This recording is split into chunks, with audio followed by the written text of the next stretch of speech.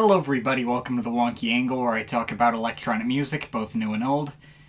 And today I'm talking about the new album from Brian Eno, Forever and Ever No More. Man, it's been a long time since I've done a proper video on Brian Eno. I hopefully shouldn't need to introduce this guy to my usual audience. He's one of the most legendary producers of all time, well known for his innovations in the world of ambient music, and, having been the guy who came up with the term ambient music. He's had several decades of solid and often forward-thinking work in this space, not just on his own, but also collaborating with other artists or even producing for them behind the scenes. I have covered him a couple of times in the past. I reviewed his excellent 2016 album, The Ship, back when it was new, which stands as one of the rare instances where a review that old doesn't really have anything I massively object to from today's standards. If you want the full and brief segment, it's in that video, even though it hardly goes through everything he's ever released. I also reviewed his 2017 album in collaboration with Tom Rogerson, Finding Shore, and I did a Some Stuff I Missed segment on his 2020 album in collaboration with his brother Roger Eno,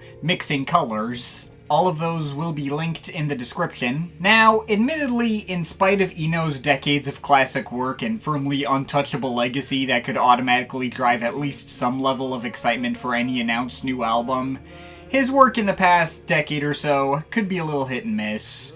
While you could get albums like The Ship and Finding Shore that were able to form their own identity in his catalog and set themselves apart as something relatively fresh for him, he's also had a number of albums that kinda just rehashed his old classics and didn't really do anything novel or interesting. While this latest album slightly stood out for featuring Eno's own vocals once again, it didn't sound like it was going to be anything especially groundbreaking by his standards, and hasn't seen an absolute ton of buzz either. But I still wanted to cover it. Eno does have a way of making some of the world's most low-key and stripped-back music still interesting to talk about. And after hearing it and sitting with it for a while, well, I will not deny that this isn't going to be changing anyone's life, and I don't think it's going to have much staying power for me longer term.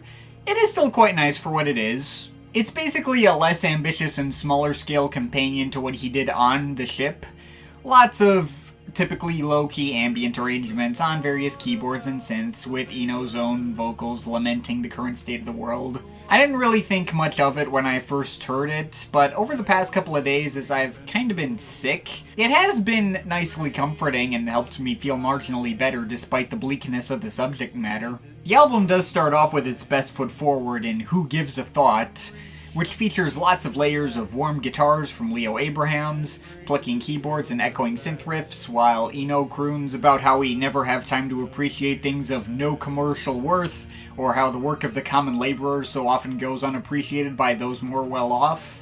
Openly anti-capitalist ambience, I fuck with that. The track sounds great, Eno's voice sounds great, it all comes together really well. It is unquestionably my favorite track on the album, and many of the later tracks follow a similar formula that maybe doesn't always connect as deeply, but there's still plenty of cool ideas to go around. We Let It In is one of two tracks to feature vocals from Eno's daughter, Darla Eno, even if she's more of a background texture next to Eno's crooning about standing in the warmth of the sun and letting it wash over you, going over an instrumental of lots of very slow breathing noises and low-key synth pads. I wouldn't say this is one of my favorites, but I will not deny that its warm and meditative qualities have been hitting nicely on my sick days. Icarus or Blériot takes a turn for the more minor key as Eno wonders whether humanity has progressed to a better place or whether we've symbolically flown too close to the sun, and how difficult it is to tell what the future holds for us. Nice stuff once again, if not a particular standout.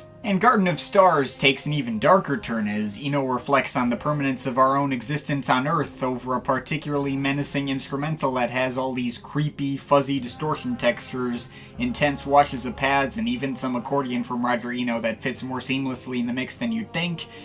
It gets especially dramatic in an unexpectedly striking way. Supposedly this track features the vocals of Cecily Eno, but if they are there, they're mixed really low since I couldn't hear any voices outside of Brian Eno's, but still, I'd mark that as a particular grower. Then we get an instrumental cut in Inclusion, which is another major highlight.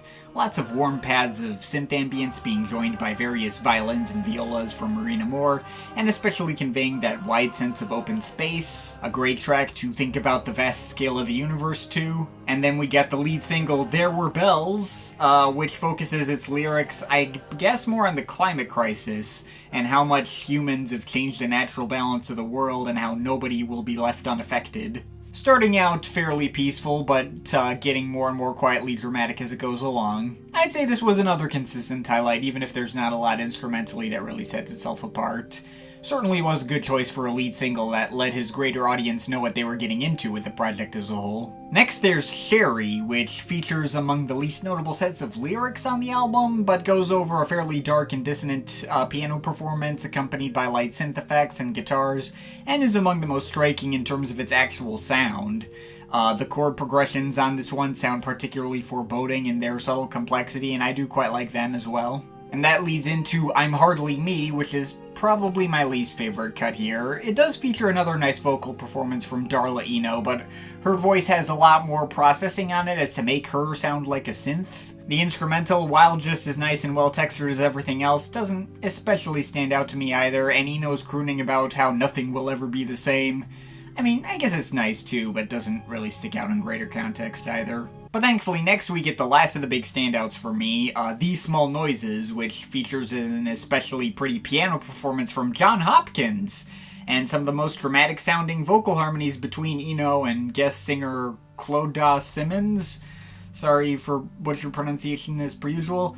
And there's a whole second half of synth and guitar layering, which feels much more spacey and just as silently dramatic. This track feels like it has the most of like an over-classical influence to it out of any other track here, and it works really damn effectively. And that finally takes us to the closer, the 8-minute instrumental Making Gardens Out of Silence. I'm of course going off the digital version. I'm told physical versions of this album stretch this track out to 13 minutes and retitle it to Making Gardens Out of Silence in the Uncanny Valley. I haven't heard that version. I'm assuming it's not fundamentally that different. Well, I don't know. But yeah, I was pretty hyped to hear this closer, just seeing its length in comparison with the rest of the album. Although, it was admittedly kind of a disappointing way for the project to go out. The instrumental, while as nice as everything else here and featuring some sections with synths that resemble orchestral strings, it all just felt markedly sparser and more underweight in comparison with many of these other tracks, and the way it primarily focuses on the super processed vocals of Kyoko Inatome, which sound borderline AI generated and have lots of glitchy artifacts from being stretched out so much. I mean, it's not a bad idea on paper, but in execution, it's not as alluring as I hoped it would have been. It is a fitting closer for sure. It's not the least evocative moment on the album, but I went in expecting this to be more of a highlight than it actually turned out to be. Not the strongest of endings I've heard out of an Eno album. But that's everything on Forever and Ever No More. I mean, in one breath, I would totally understand anyone who found this album to be disappointing. It is pretty much exactly what you would expect out of a new Brian Eno album in 2022, with virtually nothing in the way of surprises or new ideas that we haven't already seen him do before. If you went into this hoping for something more inventive, you're gonna be disappointed. But at the same time, I don't think it's worth dismissing altogether. It may not be his most interesting or innovative, but it's far from his least compelling work either. It still executes his usual sound in an especially alluring way. The production is absolutely top-notch. The album just sounds fantastic all the way through. Every mix is super spacious and detailed and really easy to sink yourself into. Eno's vocals sound perfectly on point too, even though the guy's in his mid-70s. I've heard albums he sings on that felt like they fell flatter than anything here did, most notably Another Day on Earth. This album is unquestionably stronger than that one. And again, I do think it says something that he was able to make an album that focuses on such bleak subject matter as ruminating on the end of civilization and the impermanence of humanity, but still end up really easy to listen to and surprisingly comforting and relaxing. It's absolutely not the kind of album I'm going to put on all the time. Like all Eno albums, it's very much the kind of project I gotta be in the right mood for, and I honestly wouldn't be surprised if I ended up not coming back to it much after I put this video up. But I'd still mark it as another quality release from him, and if you have been an Eno fan in the past, I'd say it's at least worth giving a shot. Not a great album, but it is absolutely a good album, and I will give it a 7.3 out of 10. But of course, this is just my opinion. You can feel free to disagree with it, but I'd like to hear your thoughts, so leave the comments in the comment thing down there. Shout out to my Patreon supporters, they're awesome people. You want to add yourself to that list, link to my Patreon is in the description. But yeah, that's pretty much it. That's all for today. See you next time.